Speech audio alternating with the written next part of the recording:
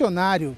Ele levou a palavra de Deus nos lugares mais impossíveis, onde qualquer outra pessoa jamais imaginaria levar. No Brasil, recém-descoberto, ele teve a dura missão de catequizar os primeiros habitantes deste país, os índios. Além disso, ele ajudou a fundar as duas principais cidades brasileiras, São Paulo e Rio de Janeiro. José de Anchieta, o beato que amou o Brasil. José de Anchieta foi um jesuíta, um noviço que veio aqui para o Brasil para poder exercer a sua missão. Acabou exercendo sua missão em várias regiões aqui do Brasil, do litoral brasileiro principalmente, São Vicente, Bahia, Espírito Santo, São Paulo, Rio de Janeiro também. Ele acabou se tornando um sacerdote em Salvador, mas durante todo esse tempo do seu noviciado, ele exerceu funções muito importantes, como auxiliar na fundação do Colégio de São Paulo de Piratininga, que é o que depois gerou a cidade de São Paulo. Então ele foi fundamental em vários sentidos, né? No sentido dessa questão do apostolado, na questão da educação, ele foi um grande professor, né? E acabou auxiliando muito nesse trabalho da Companhia de Jesus aqui no Brasil. Então, José de Anchieta, acho que o título que ele recebeu é o que resume bem quem foi ele. É o apóstolo do Brasil. É aquele que veio e com essa missão de implantar as sementes do cristianismo aqui na nossa terra. José de Anchieta nasceu no dia 19 de março de 1534 em San Cristóvão de la Laguna, na ilha de Tenerife, arquipélago das Canárias pertencente à Espanha. Era o terceiro filho do segundo casamento de Dona Mência Dias de Clavijo Llerema, descendente dos conquistadores de Tenerife. Seu pai, João Lopes de Anchieta, um fidalgo basco originário do Vale de Urrentilha, na Espanha, refugiara-se nas Canárias em 1522, depois de participar de uma rebelião, pelo que fora condenado à morte. Mas graças à interferência do capitão Inácio de Loyola, seu amigo, consegue ser anistiado, vai tentar a vida em Tenerife. Entre os cuidados de Dona Mência e de seu João Lopes, José de Anchieta teve ao lado dos irmãos uma infância protegida. Segundo os costumes da época, aprende as primeiras letras ainda em casa. Aos 14 anos, quando em companhia de Pedro Nunes, seu irmão mais velho, vai a Portugal para continuar os estudos. Lá matricula-se no Real Colégio de Artes, onde estuda Humanidades e Filosofia, e logo se distingue pela facilidade com que faz versos em latim, o que lhe vale mesmo o apelido de Canário de Coimbra. Da religiosidade de sua família e do seu misticismo, extrai a vocação de sacerdote, que se aviva quando conhece a Companhia de Jesus, ordem religiosa fundada pelo mesmo Inácio de Loyola, que salvara seu pai da pena de morte. Aos 17 anos, José de Anchieta é aceito no seminário da Companhia de Jesus em Coimbra, ordem religiosa fundada em 1534, por Inácio de Loyola e por um pequeno grupo de estudantes da Universidade de Paris. Anchieta, ainda em Coimbra, acaba sempre se dedicando a sua vida à Virgem Maria, né? A ligação com Nossa Senhora é muito grande, né? Desde sempre, desde seu voto de castidade, com em torno de 17 anos, um pouco antes disso ainda, ele faz esse voto perpétuo de castidade dele mesmo, então, e dedicando à Virgem Maria, né? Então, mesmo todo esse processo da saída de Tenerife, indo para Coimbra e depois vindo para o Brasil, que era um mundo completamente diferente, a fé dele acabou sendo um exemplo para as outras pessoas e para os outros padres que aqui estavam.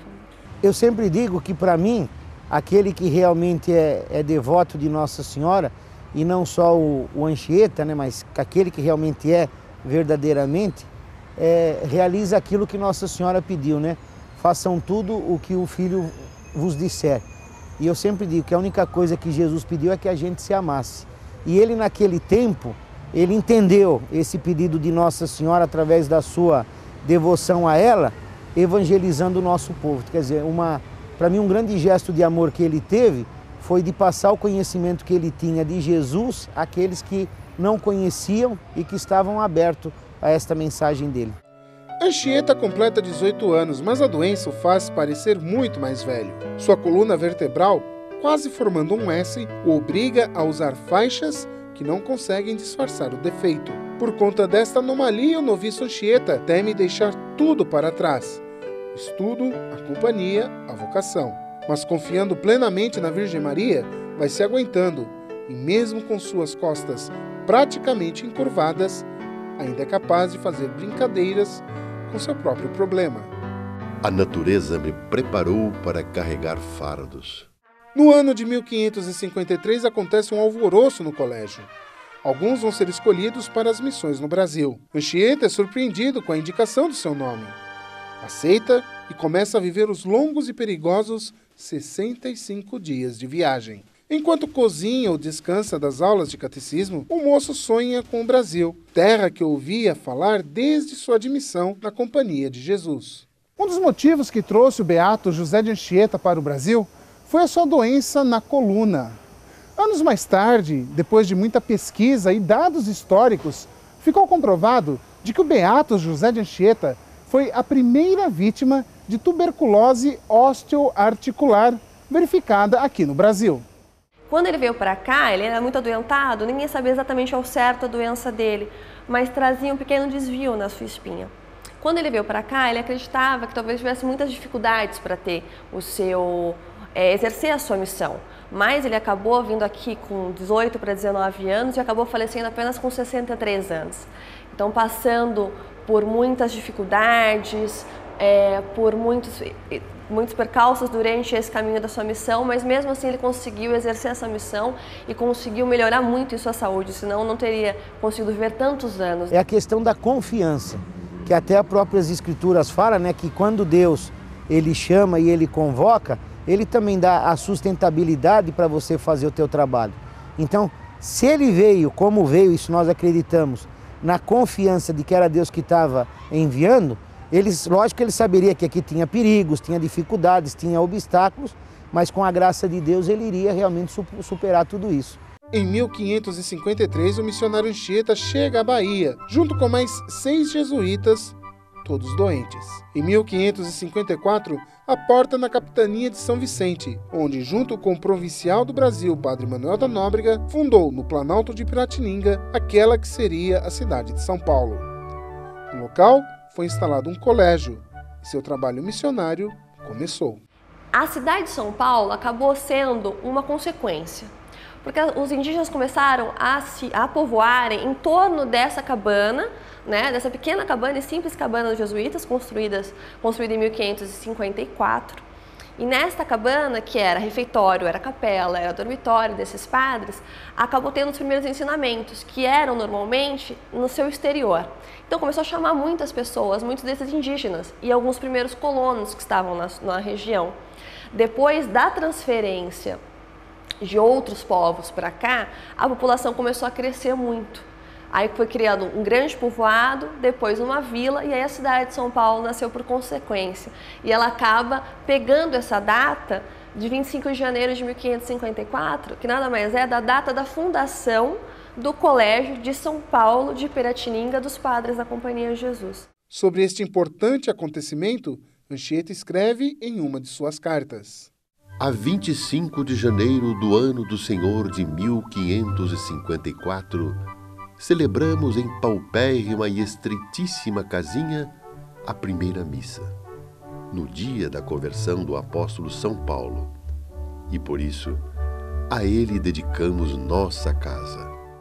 Mal haviam instalado o barracão do colégio, imediatamente passaram ao trabalho de catequese, como nos conta Anchieta. Nesta aldeia, 130 de todos os sexos foram chamados para o catecismo e 36 para o batismo, os quais são todos os dias instruídos na doutrina, repetindo orações em português e a sua própria língua. Os primeiros tempos foram difíceis. O barracão inicial servia de dormitório, enfermaria, escola, refeitório, cozinha e até capela. Anchieta mesmo retrata a situação após alguns meses. Este aperto era ajuda contra o frio que na terra é grande, com muitas geadas. As camas são redes que os índios costuram. Os cobertores, o fogo que os aquenta, para o qual os irmãos acabada a lição da tarde, vão pôr lenha ao mato e atrasem as costas para passar a noite. O vestido é muito pobre, de algodão, sem calças nem sapatos. Para a mesa, usavam algum tampo de folhas de banana em lugar de guardanapos, que bem se escusavam toalhas, onde por vezes falta o comer, o qual não tinha donde lhes viesse, senão dos índios, que lhes dão alguma esmola de farinha e às vezes algum peixinho de rio e caça do mato. Fazem alpercatas de cordos bravos que lhes servem de sapatos. Aprendem a sagradores, barbeiros e todos os mais modos e ofícios que podem ser de préstimo a todos próximos desse desterro mundo. José de Anchieta nunca escondeu a sua predileção pelos índios. Junto a eles, atuou como professor, médico e sacerdote. No período em que viveu em Piratininga, ele percebeu que os diversos idiomas falados pelos selvagens no Brasil compartilhavam uma mesma base linguística. Assim, ele unificou todos esses idiomas em um dialeto único, o tupi, e elaborou uma gramática com seus princípios e regras. A partir de então, a comunicação entre os missionários europeus e os nativos se tornou bem mais fácil. Anchieta também compôs um catecismo com diálogos simples, explicando aos índios os principais mistérios da fé cristã. Esta obra foi de grande utilidade em todas as missões jesuítas no Brasil. Para cativar os índios e favorecer o entendimento da mensagem cristã, Anchieta incluía alguns elementos da cultura nativa. Com muita sensibilidade, ele mesclava os temas e personagens indígenas aos elementos da tradição católica. Mas nem tudo foi fácil nesta árdua missão de evangelização indígena. Sem haver leis que impedissem, os portugueses começaram a caçar e escravizar os indígenas. O revés deste devastador ataque aconteceu com a união de diversas nações indígenas para se vingar das violências sofridas. A principal concentração dos tupinambás era o Rio de Janeiro, e por isso, em 1563, José de Anchieta e Manuel da Nóbrega partem de São Vicente para o Rio de Janeiro, com um objetivo muito importante. O padre José de Anchieta era um verdadeiro missionário e um andarilho, porque ele percorreu boa parte das cidades que ajudou a fundar pela costa brasileira. Depois de criar a cidade de São Paulo, ele passou por aqui, em Bertioga, com destino ao Rio de Janeiro. Aliás, pode-se dizer que a fundação da cidade do Rio de Janeiro começou exatamente aqui, em 1565, quando o padre Manuel da Nóbrega abençoou a esquadra de Estácio de Sá, que seguiu por estas águas até chegar à futura capital fluminense. Aqui no Rio de Janeiro, o beato José de Anchieta teve um papel fundamental na evangelização, porque com seu jeito forte, ele catequizava, auxiliava, orientava e consolava os índios. Anchieta, junto com o padre Manuel da Nóbrega, depois de uma longa negociação entre os portugueses e os tamoios, conseguiu convencer os índios a deixarem o rio e seguirem para São Vicente, onde firmaram um tratado de paz. As tentativas de escravização dos índios para servirem nos engenhos de cana-de-açúcar, no núcleo vicentino, levaram à união das tribos numa confederação, sob o comando de Cunhambebe, chamada de Confederação dos Tamoios, englobando todas as aldeias tupinambás, desde São Paulo até o Cabo de São Tomé, com